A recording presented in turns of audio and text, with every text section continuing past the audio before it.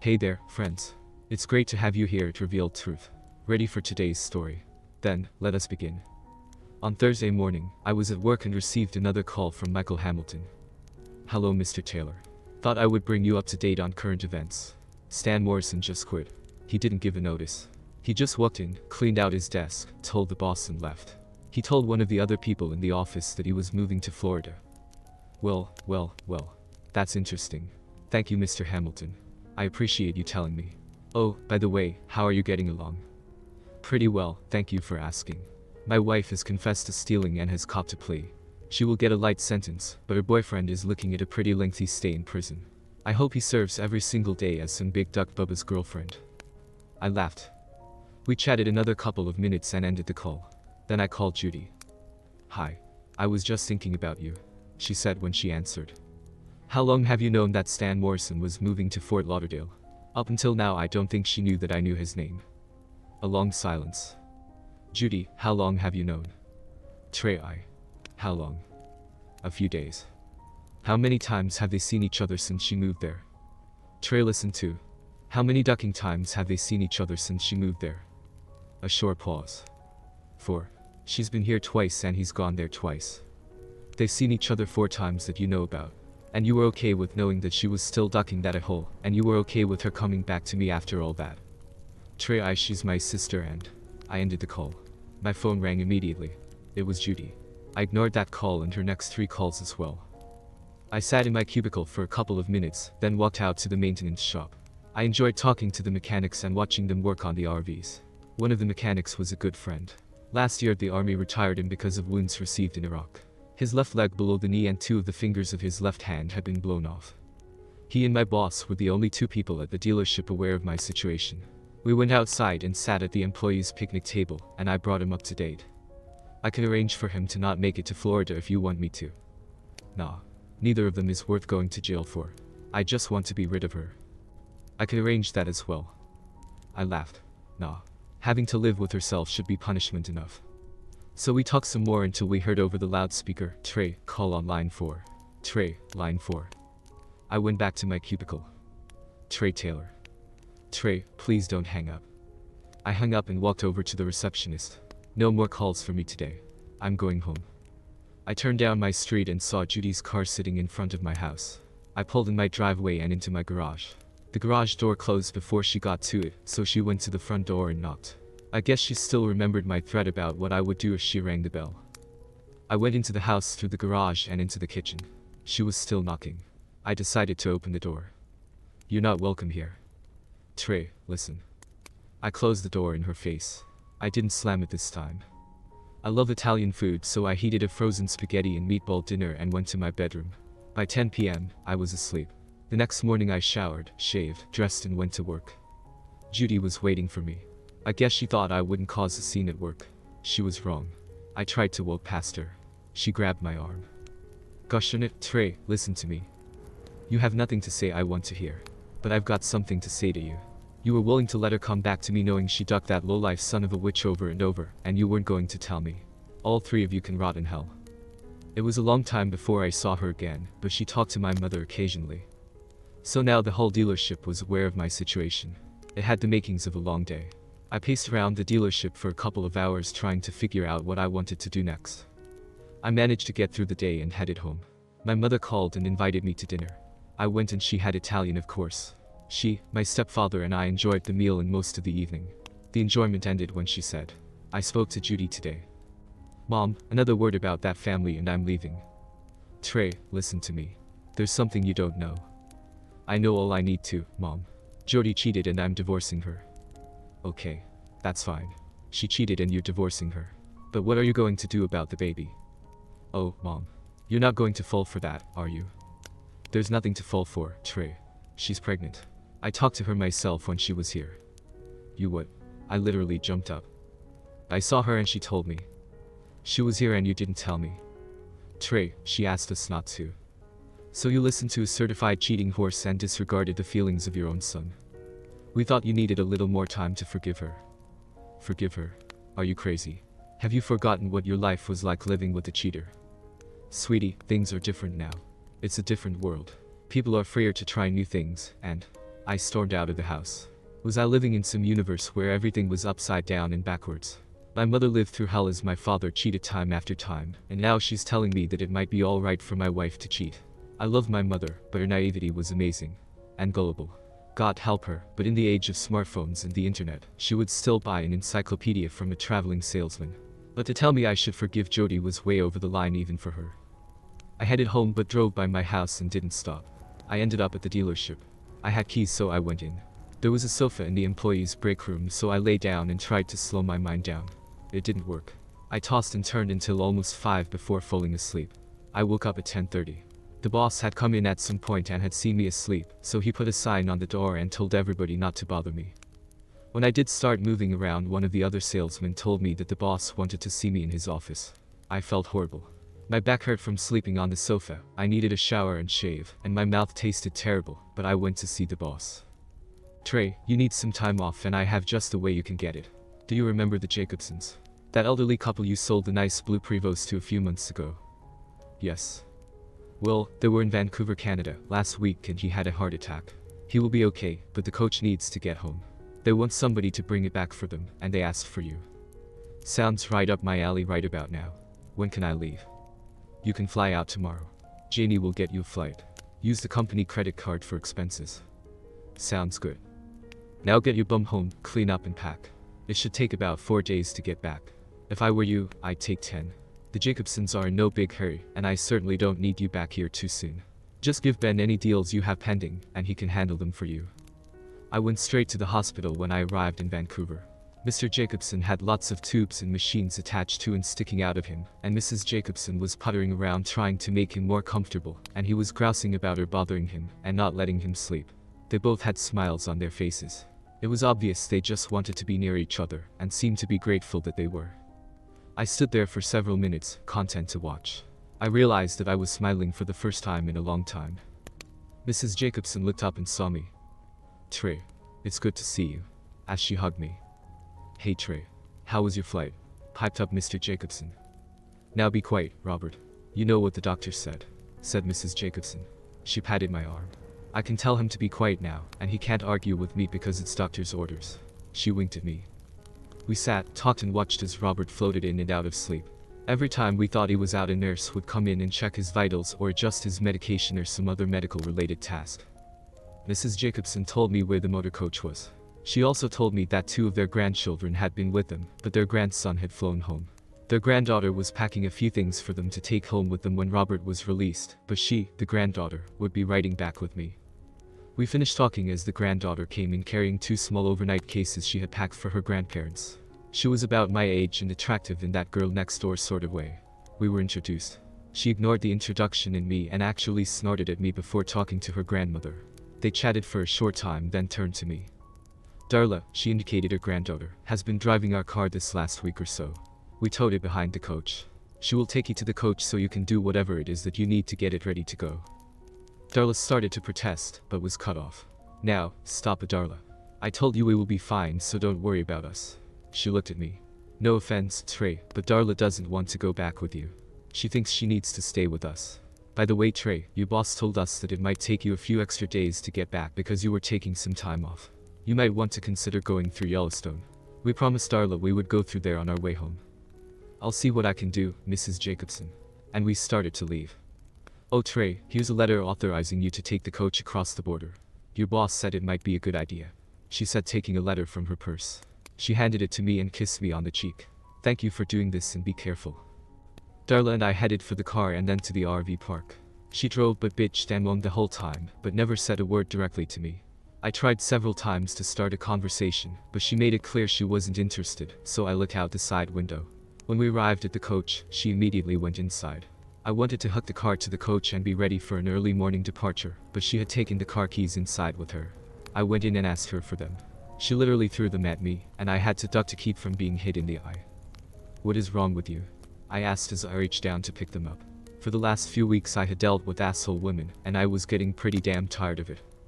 I went to the car, positioned it behind the coach and hitched it. I did my walk-around inspection of the coach, then sat in one of the lawn chairs. After a short break I thought it would be nice to have a cold beer, so I put the chairs and a small table in one of the lower storage compartments of the coach, then went inside to see if the Jacobsons had any beer. Darla was looking in the refrigerator. Any beer in there? Or anything good to eat? I'm not your ducking maid. As she slammed the refrigerator door and went into the bedroom and closed the door. That was it. Ducky's attitude in a woman. I'd been shit on enough. Jody, Judy, my mother, and now this witch I didn't even know. I was fed up with them. All of them. Mrs. Jacobson was the only one who had even remotely acted with amenity. 10 days my butt. I hadn't heard a single civil word from this person all day, and had no intention of tolerating her sorry attitude any longer than necessary. I would get this coach home in 2. The less time spent with her the better. I went outside, disconnected the external power and water lines, went back inside, sat in the driver's seat, started the engine, put Houston, Texas, in the GPS, raised the levelers, put that sucker in gear and headed south. It was 6 p.m. and I hadn't wanted to start until the next morning, but little Miss Attitude in the bedroom changed my mind. By 8 o'clock, I had crossed into the United States and had cleared customs. She had to come out long enough for that, then retreated back to the bedroom. The fuel tanks were full, so I had 200 gallons of number 1 diesel fuel, and that big Cummins engine wanted to rock and roll, so we did. At 7 the next morning we were in Burley, Idaho. I had stopped twice during the night to make coffee and sandwiches, and was more than a bit tired. I felt rather than saw little Miss Attitude. She sat in the passenger seat and looked out the windshield. After a few minutes she spoke. I'm hungry. Is there anything to eat? Just hearing her speak made my tiredness evaporate, and my desire to end this trip quickly increase. Remembering what she told me the evening before when I asked if there was anything good to eat, I'm not your ducking maid, I said as I pressed down on the accelerator pedal. She glared at me, then stormed back to the bedroom. A little before 9 I really had to piss, so I pulled into a rest area. I went to the bathroom on the coach and pissed. When I came out, she had the front door open and was stepping off the coach. If you get off this coach you're not getting back on because I'm leaving. I sat back down and pushed the button to release the parking brake. I put the coach in gear just in time for her to storm back into the bedroom. By noon, my butt was dragging. Driving 18 hours is never a good idea, but I had and it'd kick my butt, so I pulled into another rest area, parked between 2 18-wheelers, and lay down on the sofa. I was out almost immediately. I awoke to the hum of that Cummins diesel and the feeling of movement. I sat up and looked at my watch. I had slept for 5 hours. Miss Attitude was in the driver's seat and we were rolling fast. I stood up and walked to where I could look over her shoulder. I watched for a couple of minutes and decided that she knew what she was doing. Her grandfather had apparently taught her well. I fixed a cup of coffee and sat in the passenger seat and sipped. 2 hours and not a word. Good.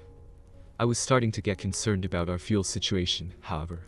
We had been going about 25 hours or so. At an average speed of 60, we had gone approximately 1,500 miles. At 8 miles per gallon, we had burned most of our fuel.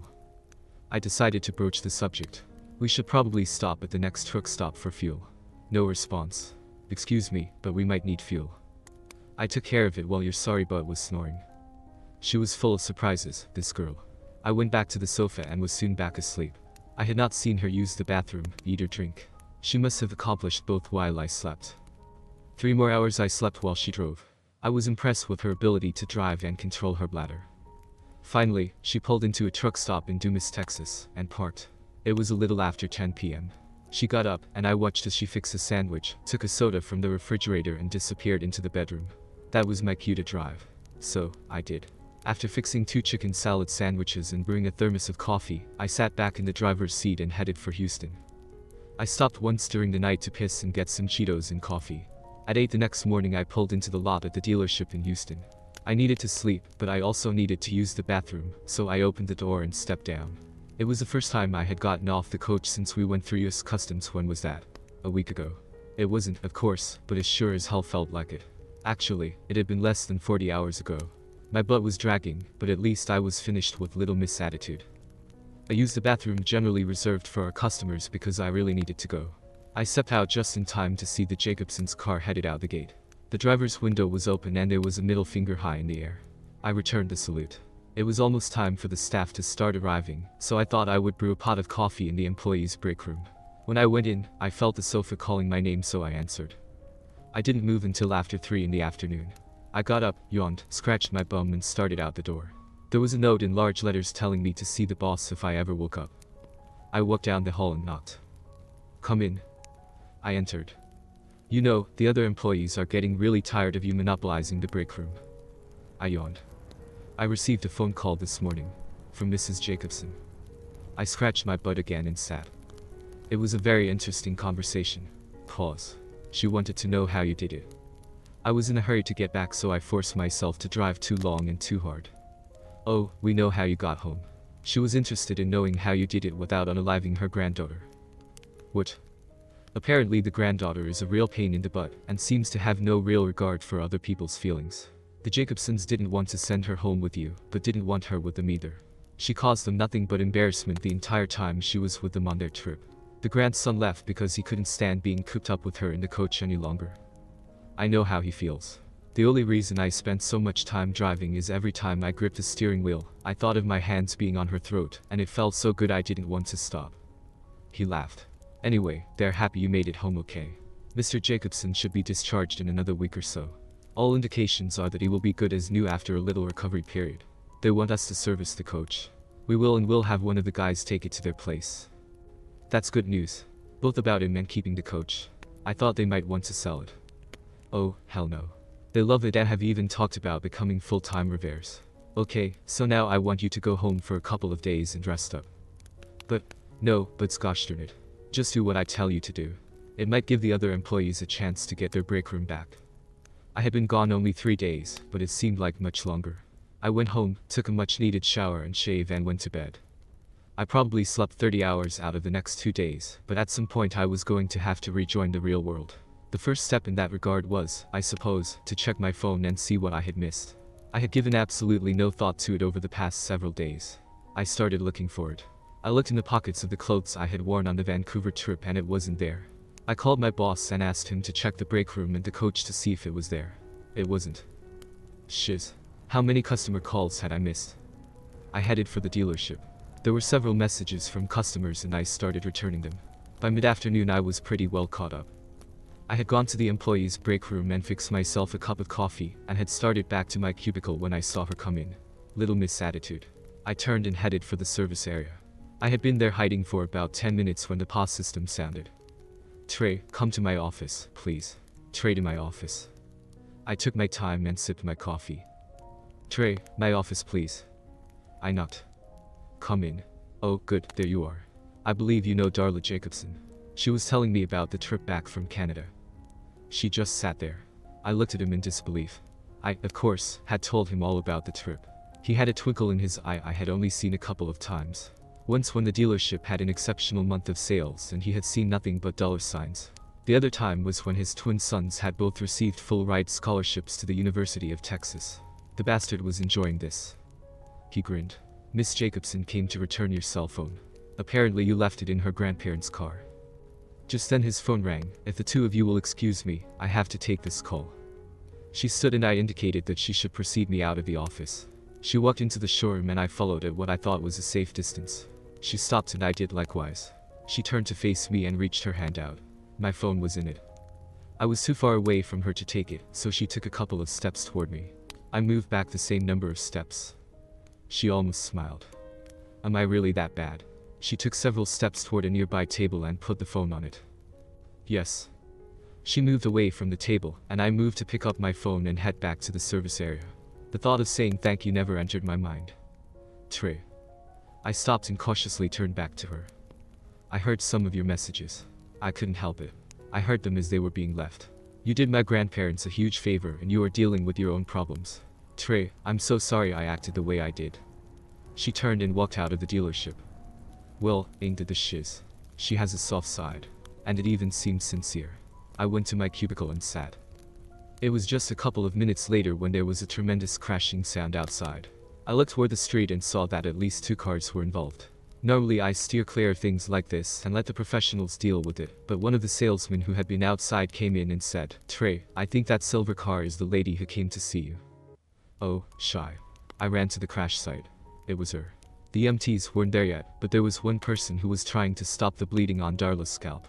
Someone else was working on what appeared to be a broken arm. Darla looked up and saw me, and this time she did actually smile. You always seem to catch me at my best. Then she passed out. The EMTs arrived shortly after that and stabilized both Darla and a passenger in the other car, and took them to the hospital. I overheard them tell the investigating police officer which hospital they were going to. I went back to work. I had been at my desk for about 15 minutes when I remembered the Jacobsons. I thought I should call them and let them know about Darla. I did and reassured them that she didn't appear to be in any real danger. Cuts, bruises and probably a broken arm, but I thought she would be okay. I heard Mrs. Jacobson tell her husband. Then I heard his response. Broken arm. Too bad it wasn't her neck. Might have knocked some humanity into her. After a sufficient chastisement to her husband, Mrs. Jacobson asked me if I would call Darla's parents and let them know. She gave me their number and I did. Then I remembered my phone. There were 54 texts. Half from my mother and the rest from Judy, prospective customers, and one from Michael Hamilton. I called the prospective customers and made 4 appointments for the next couple of days. I ignored the others. I left work at 5 and headed home. The hospital the EMTs said they were going to was nowhere near my house, but I found myself there nonetheless. A check with the information desk and I found out that her room was 646. I went there. When I walked in, she already had visitors. Her parents. Trey, meet my parents. Mom, Dad, this is Trey Taylor. Trey, my parents, Ralph and Joanne Jacobson. Nice to meet you, Trey. Darla hasn't stopped talking about your trip, said her mother. I'll bet she hasn't, I thought. How could you stand being in that small bus with her for 2 days? She would have driven me crazy, said her father. It isn't a bus, Dad. It's a coach. It's a bus. Pretty fancy, but still a bus. Ignore him, Trey. How are you? Fine except for a broken arm and some stitches. Well, I better go. Just thought I should check in on you. Take care of yourself. Thanks for stopping by. Oh, Trey, said her father, thank you for calling my parents and us. You're most welcome. Goodbye. I went home and debated with myself about calling my mother. It was a short debate. The negative side won because I didn't see an affirmative side. And so it went for about 3 weeks. My mother and Judy tried repeatedly to call, and I ignored them. Even my stepfather called. I talked to him but ended the call when he tried to put my mother on the phone. My attorney had sent the divorce papers to the address Judy had given me. I guess she was enjoying living with and ducking Morrison, because her signature was big, bold and in bright red magic marker. Her pregnancy, if it actually existed, was never mentioned. In about 2 months I would be a free man. I started thinking of being single. The thought of that prompted other thoughts. Like the celibacy I had endured. Celibacy. Holy, it has been a long dry spell. All of a sudden my balls started to ache. I needed to get laid. I sat for just a minute before going to the bathroom to shower and get ready to go out to eat. I had just finished dressing when my phone rang. Trey Taylor. Hello Trey, this is Dottie Jacobson. Well, hello Mrs. Jacobson. How are you? And how's the patient? Call me Dottie, please, Trey. He's fine. Actually, he's better than fine. We're planning our next trip and he wants to go to Colorado, but I'm a bit concerned about him driving in those mountains. What do you think? Dottie, that coach won't let him get in any trouble. All he has to do is turn on the Jake brake and leave it on, and as long as he doesn't try to break any speed limits, he will be fine. That's what he says.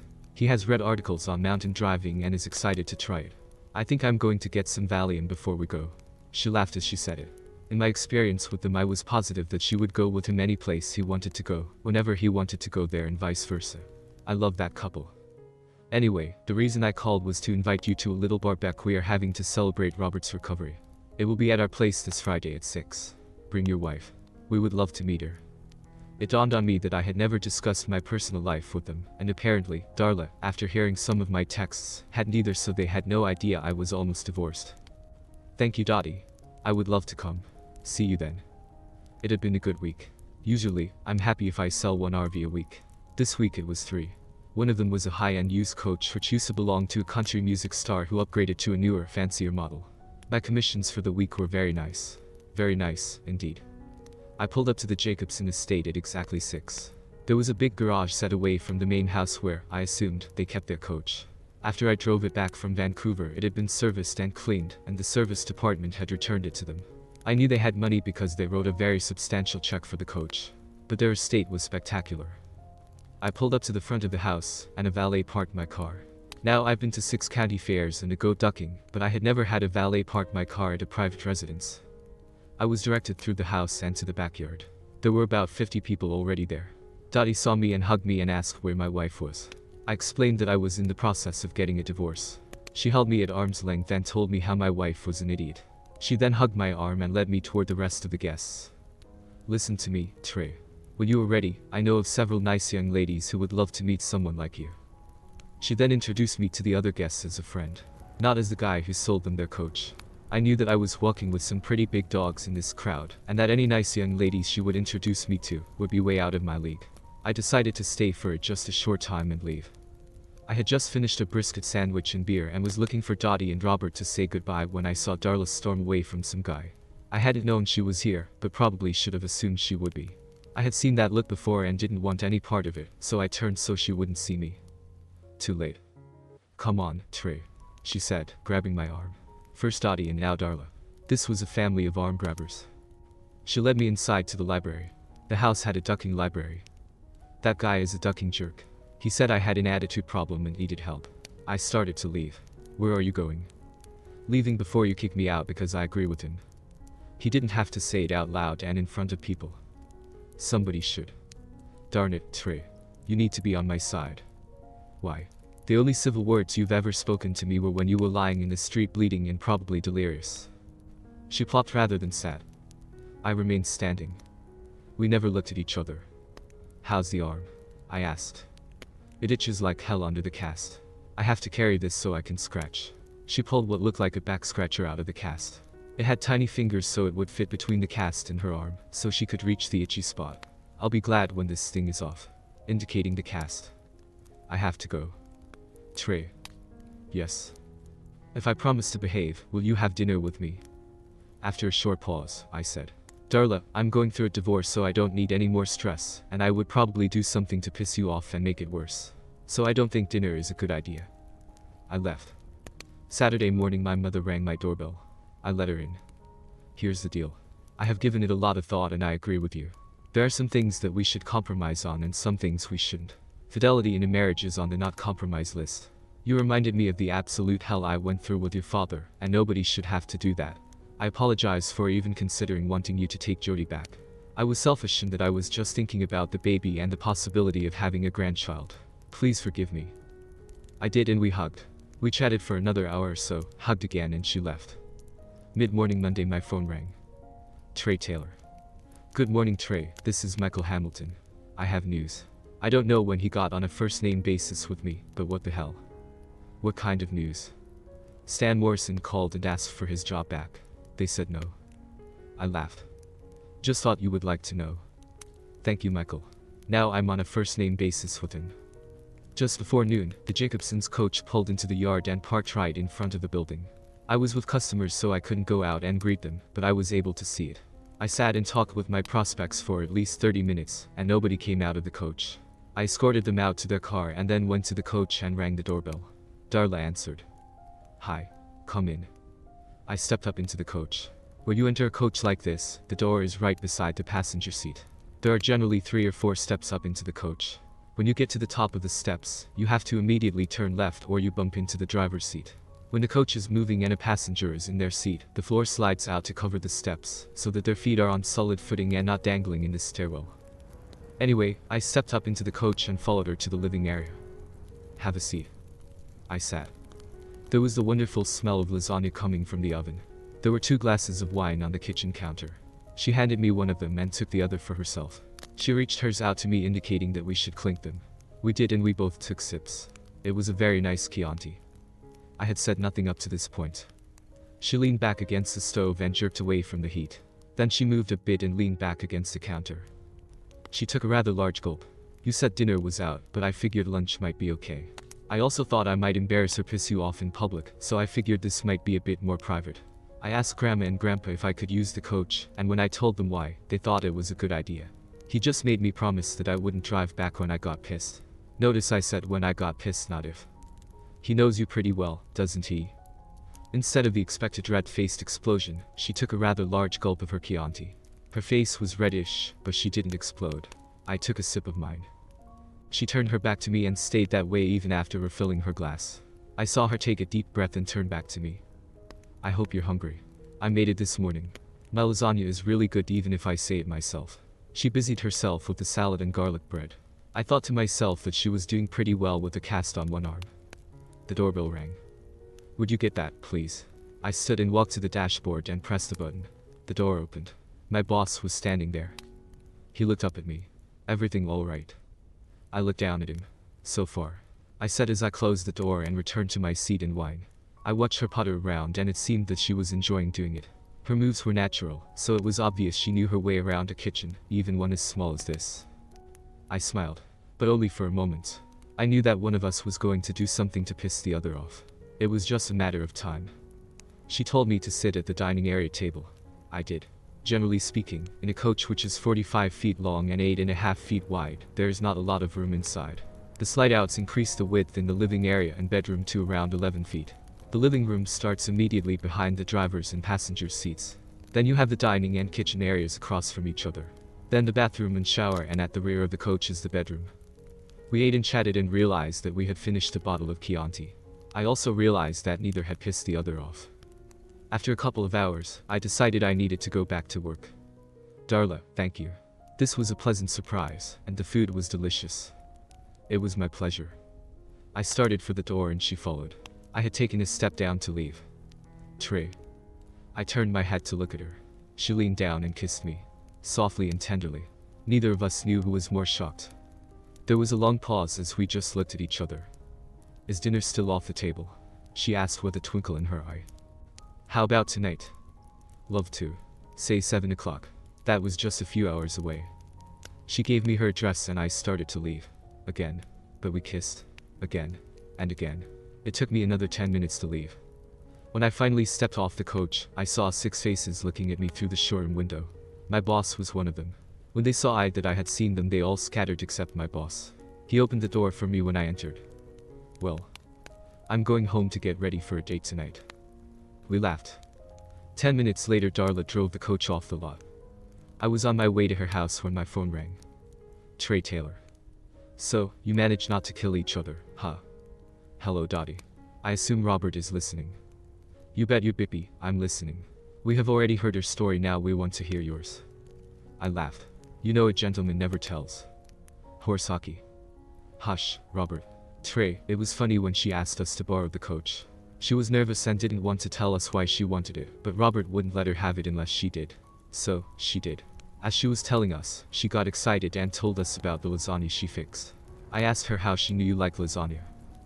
I just know, Grandma. And she blushed. Trey. I've known that girl all her life and didn't know she knew how, but she actually blushed. Trey piped up, Robert, I don't believe I'm saying this, especially given that girl's terrible attitude. Robert, what's your language? Yes, dear. Anyway, Trey, as far as I know, that girl has never done anything like this. She may piss me. Robert. I'm sorry.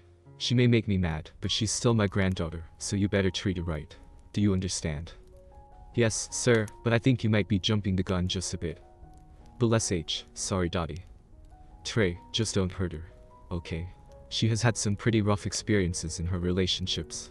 She is, as you know, very attractive, and it seems that all her life men have tried to take advantage of her. It started back in high school, and she has had trouble dealing with it. Unfortunately, her attitude is her defense mechanism, and she uses it to avoid getting close to someone only to be disappointed by them. The problem is she has trouble distinguishing friends from enemies, but it is only a facade.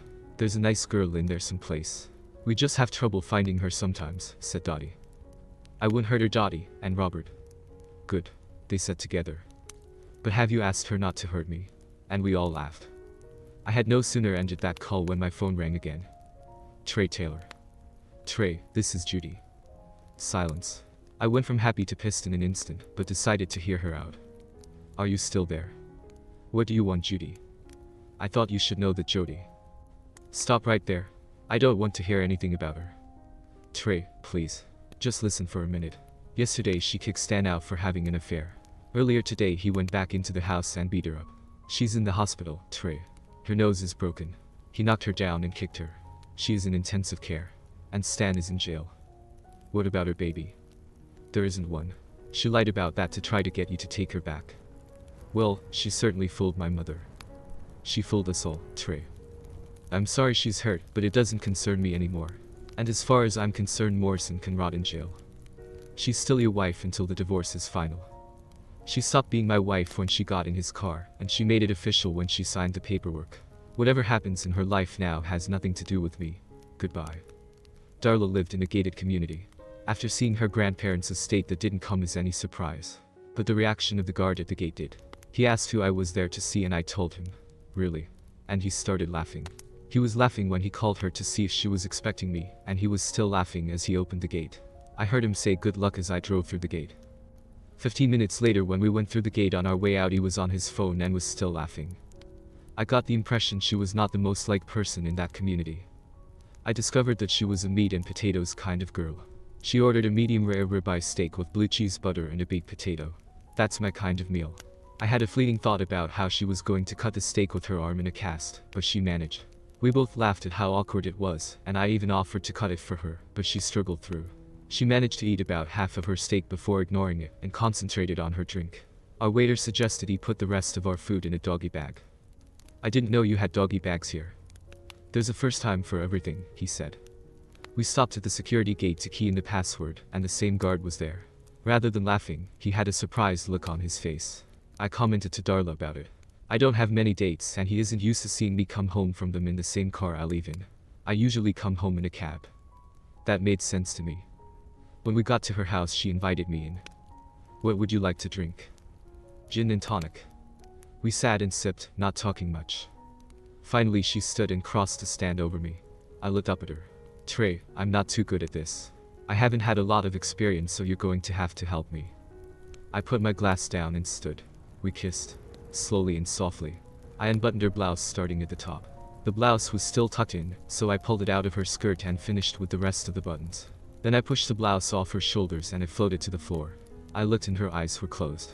She was breathing a bit quicker. I could see her nip knobs trying to punch holes in her bra, and they seemed to get bigger with each breath. I really wanted to take the bra off so I could see and touch what my imagination told me were perfect melons, but I restrained myself. I hadn't touched her for a few seconds, so she opened her eyes and looked at me. Her eyes lowered to my chest as she saw that I was unbuttoning my shirt. She said she didn't have a lot of experience, but neither had I up to now. My stick had only been in one other mouth, and that was Jody's. It had also only been in one kitty, that too was Jody's. My brain kicked in and a fleeting thought crossed my mind. The waiting period was not yet over for my divorce to be final, so was I in the process of doing what Jody had done. It didn't take long for me to decide. She signed the papers, so as far as I was concerned, I was a single man and was going to enjoy this. Limited experience or not, Darla certainly seemed to enjoy giving head. Give me a minute to catch my breath. I pulled her to her feet and held her for a long time, then started to take her to the sofa, where we could get some serious ducking done. I took a step and fell on my face. It seems you can't walk too well with your pants around your ankles. Darla dropped to her knees beside me and started kissing me. We stayed like that for a couple of minutes, just looking at each other. I reached with both of my hands, pulled her face to mine and kissed her again. Hard. While we were kissing, she moved her body over mine and lowered herself onto it. I was ducking. Or, rather, being ducked by only my second kitty ever, and I was in heaven. We were both desperate to come, but neither wanted to end, so we slowed, hoping to prolong the sensations we were creating. Eventually the inevitable happened and we reached a point of no return. We both exploded with the biggest, most wonderful physical and emotional release known to humankind. There were no screams, grunts or moans. Our eyes were still locked on each other as she lowered her torso so she could rest on my chest. She moved her head so she could fully rest on me, and we slept. We were like that for about an hour. I have no idea how she managed it. I was comfortable, but she had to be miserable. My eyes opened when I felt her stir. She raised herself, put her hands on the floor on either side of my head. I think we should spend more time getting to like each other, don't you? And we did. We made love, slowly and gently, 2 more times that night. At 9 the next morning I called my boss and told him I wouldn't be in. Why? I'm still on my date from last night. He laughed. Darla and I took a shower together, then ate breakfast. By noon we had ducked twice more. The last time was different from the others. At one point she didn't just reach for my stick. She grabbed it. And when she kissed me, she jerked my head to her and crushed her lips on mine, and she slammed her body against me. The gentleness was gone. I sensed something else. But on those occasions when the partner, or environment, or events, or even alcohol, provides sufficient additional stimuli, the sex can be out of this world. A slap on the bum, a tug on the hair, or anything else out of the realm of what we call normal, can heighten the sexual experience considerably. That's what Judy had told me. My hand went to the back of Darla's head.